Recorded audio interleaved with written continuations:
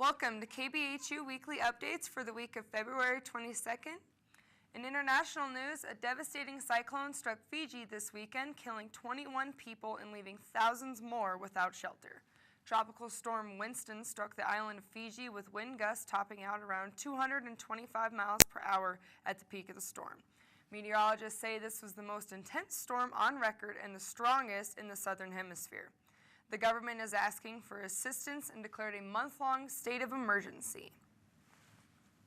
Protests raged in India over reverse discrimination. This caste system of India was abolished in 1949, yet some people in the middle classes feel discriminated against. In order to protect those of lower social status, the Indian government reserved a quota of jobs for the disadvantaged.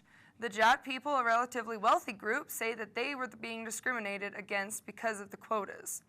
Protests erupted in trains, roads, and water lines were cut off. India is now facing a water crisis and is moving to end the protests to get their systems back in order.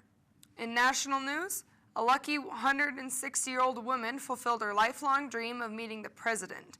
Virginia McLaren never thought she would live to see the day when the president would share her same skin color. McLaurin saw two world wars, the death of Martin Luther King Jr. and the first black president. Some friends started an online campaign to get the president to agree to meet her, and they succeeded with an invitation, the White House during Black History Month. Observers say that McLaren danced into the Oval Office to meet her hero. The Kalamazoo Uber driver who shot and killed several is facing life in prison with no chance of parole for the charged 6 counts of murder and 10 attempts. Jason Dalton appeared in court via webcam to hear the verdict of the trial. He showed no emotion when the verdict was read, and when asked about the reasoning behind this act of violence, he opted to remain silent. Michigan does not have the death penalty. Dalton will remain in prison for the rest of his days. In local news, Visit Spearfish is a local group that promotes tourism in Out Lovely City. A KBHU-TV reporter got the scoop on their work and how they promote tourism in the Black Hills. KBHU-TV reporter Taylor Rowell has more. Spearfish is in a beautiful location where many call home. It is also a beautiful destination location for families on vacation. There's something for everyone, whether it's hiking and biking or shopping in the historic downtown area. Hi, I'm Misty Caldwell. I'm the Executive Director of Visit Spearfish. We incorporated in 2008 and I was hired as the Executive Director in January of 2009. Spearfish, the city limits area, has over 10,000 people, about 10,500 according to the 2014 census. The Spearfish area in itself, including the school district and outlying areas, is about 15,000 people. Within that population and around that population, actually, we have about 4,500 students at Black Hills State University. But if I were to have to pick the must-sees and must-dos, our number one attraction in Spearfish is Spearfish Canyon. It is a National Scenic Byway on the National Scenic Byway Registry. There's year-round activity available on there, from hiking and biking to scenic drives to rock climbing, ice climbing, fly fishing. So there are a lot of things within that one attraction. The other things, as an historic town, the DC Booth National Fish Hatchery is also an historic attraction, and it's a free attraction, so everyone should see it at least once, if not multiple times in their lives. You can go through there from dawn till dusk any day of the year, feed the fish, feed the ducks, take in the hiking and biking, or the hiking trails around it, nature hikes. There's events that happen there. You can host weddings and other events there, so that's really a must-see in Spearfish.